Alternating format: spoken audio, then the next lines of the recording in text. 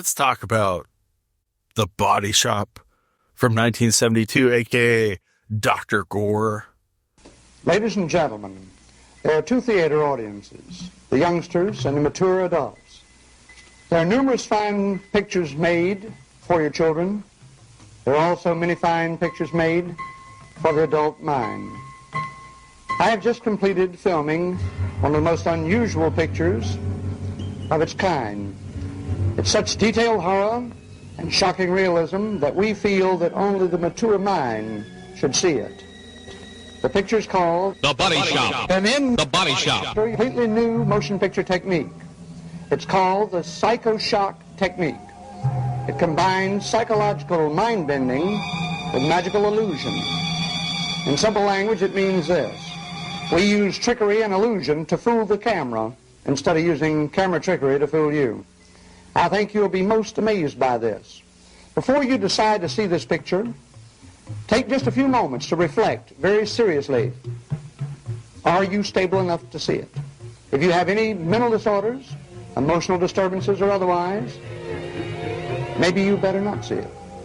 Unless you're absolutely sure that you can take one mind-shattering effect or shock after another, please do not see The Body Shop.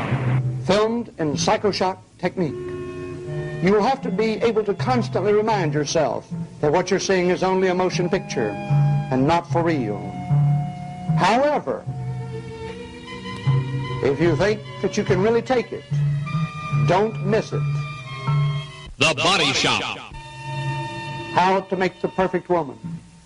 G.J. Patterson Jr., full name Junior Junius Gustavius Patterson, was only on our planet for 45 years, but in that time, the North Carolina native worked on She-Devils on Wheels, The Gruesome Twosome, and Axe, as well as providing effects for 3 on a Meat Hook, and The Electric Chair, another movie he directed, also an actor in movies such as Preacher Man, Moonshine Mountain, and Whiskey Mountain.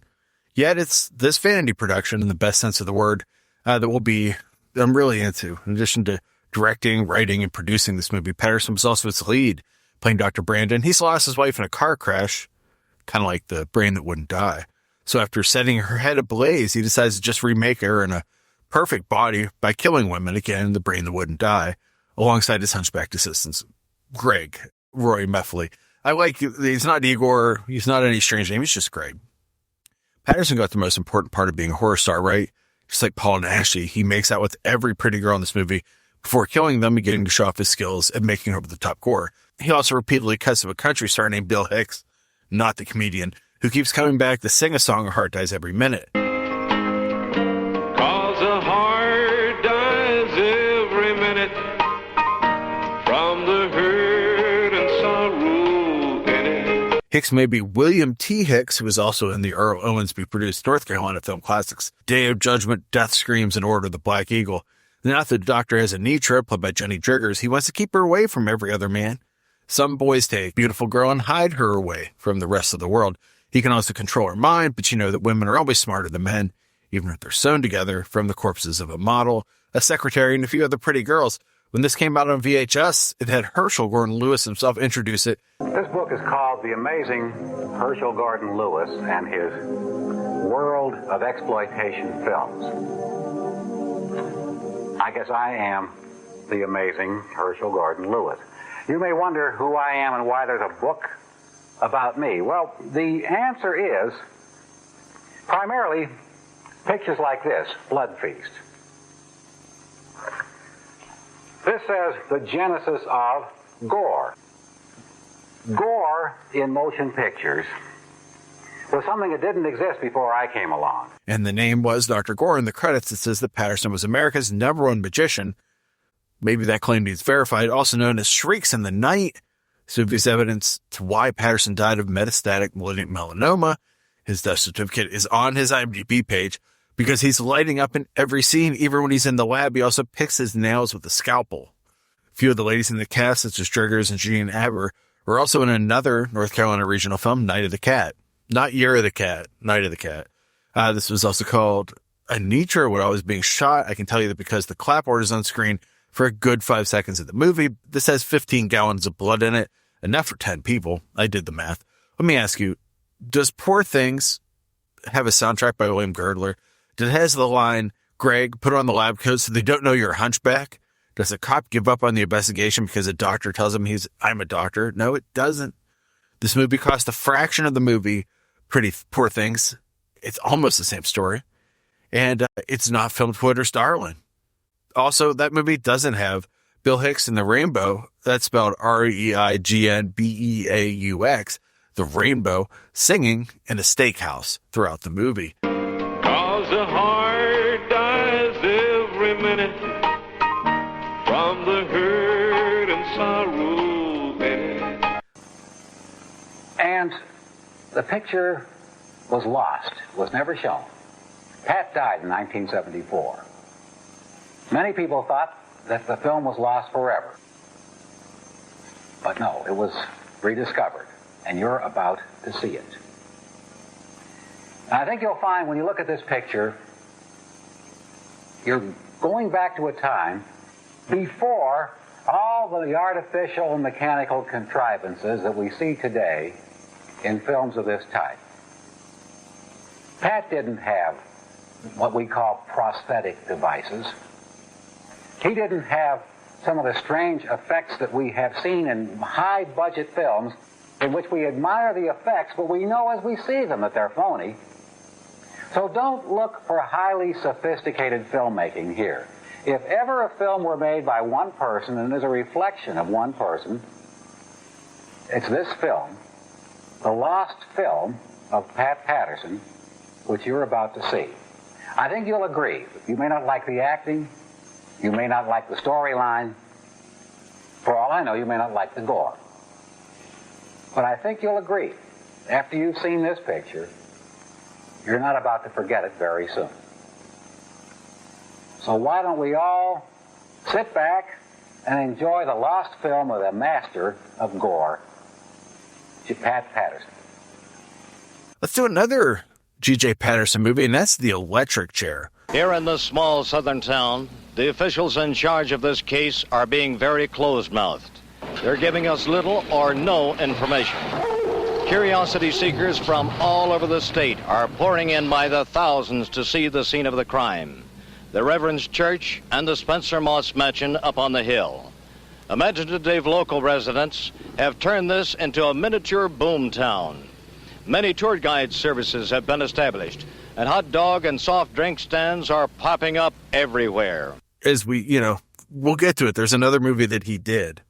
But he started his entertainment career as Don Brandon, the director of this movie, Patterson, doing an onstage horror show before playing movies, as well as hosting Shock Theater in Charlotte, North Carolina as the Mad Daddy in The Monster of Ceremonies. Again, he died in 1975, not leaving behind too many movies, but his films were made specifically for the Southern Drive-In circuit, featuring people from North Carolina and stories that folks from that state might relate to. Unlike The Body Shop, The Electric Chair avoids heavy gore except for the opening, and is really about how a murder trial tears apart a small town. Reverend Samuel Moss, that's Barry Bell, who was also in the Earl Owensby movie Chain Gang 3D and has small parts in Maximum Overdrive and Trick or Treat, both filmed in the South. He's in a loveless marriage with the older Claire, played by Patterson's wife Nita. She also did all the makeup for this. He is taken by a young parishioner with a troubled marriage, Marilyn Howard. And this leads to, some may claim, their deaths. But who did the killing? Is it cucked husband Josh Ross, a strange man named Mose Cooper, who's played by the director, the religious man's wife, or someone totally unknown? Whoever it is, they've shot up the holy man. And as for his lover, someone ripped out her tongue, right out of her head, damn near ripped her head clean off her body. And is Larry Drake in the courtroom? Yes. Before he was Durant, and obviously on LA Law, the actor broke in with movies like this and This Stuff Will Kill You and Trucker's Women. This is reissued as High Voltage. Danger, danger. High Voltage. The selling point of this movie is the death device. It makes two appearances, once in the middle of the story and again at the end. This is exploitation. The chair is never plays anything but the most horrifying invention of all time. Grown men get sick and almost cry. The switch is on for a long time, and the final person who gets electrocuted, I'm not giving spoilers, goes out like an independent killer. There's a big courtroom reveal and a gun battle. Worth Keeter, who will go and direct Unmasking the Idol, L.A. Bounty, The Order of the Black Eagle, Tales of the Third Dimension in 3D, and numerous episodes of Power Rangers, is one of the people killed in the shootout. The strangest thing is that most of the cast is made up of locals who never did another movie, along with professionals like Don Cummins, who wrote the dialogue and also appears in Slithers and Axe, as the announcer on radio and television. Also, his name is not an adult name. He does spell it like it's an adult name, though. He plays District Attorney Grover in this. That I started laughing because I just imagined Grover as a district attorney, and is one of the better talents, which is faint praise when you can pick up most of the cue cards and that they're being read. That said, this film is authentic, even though it's amateur hour and how the execution ended up. Not the execution, but the execution of the film. Anyway, cinematographer Daryl Cathcart has the kind of resume that makes me crazy in the head. He was behind the camera for the aforementioned Truckers Women, Death Screams, Final Exam, Lady Grey, a movie I'm obsessed with finding from Earl Owensby, Living Legend, The King of Rock and Roll, another Earl Owensby we've been looking at, as well as Wolfman, Sibo, and Dark Sunday. A lot of the crew also worked on Axe. That's another movie I hope more people watch. Some reviewers hate on The Electric Chair. Those people are idiots. That feels like punching down. I found this an incredibly interesting document of a time when regional movies could be made, ones outside of horror. And finally, Patterson did one other movie, Boots and the Preacher, from 1972, which is about a small-town DJ being murdered during a show and the chief of police looking through the many suspects of it. So where does this come from? There's a way of getting this movie. Vinegar Syndrome might have put it out. The title's not on it, if you know what I mean. I don't want to give up the game, as they say. But anyway, Boots and the Preacher. Someone on Letterboxd, CKHT0 said, it's like the worst of the Twin Peaks Season 2 or an incoherent Northern Carolina deep fried country boy pro-sex work drive-in movie. Holy cow. I got to tell you, I'm going to check this out. I have it in my collection, just haven't had a chance to watch it yet. So anyway, that's a directory you may not have checked out. Thanks for listening. This is the ghost of Carolyn DeFonseca, and you've been listening to B&S About Movies. You can visit the website at B&S About Movies. Email Sam at bnsaboutmovies@gmail.com and donate to the show at the Ko-fi link in the show notes. Thanks for listening, and please review, like, and share the show.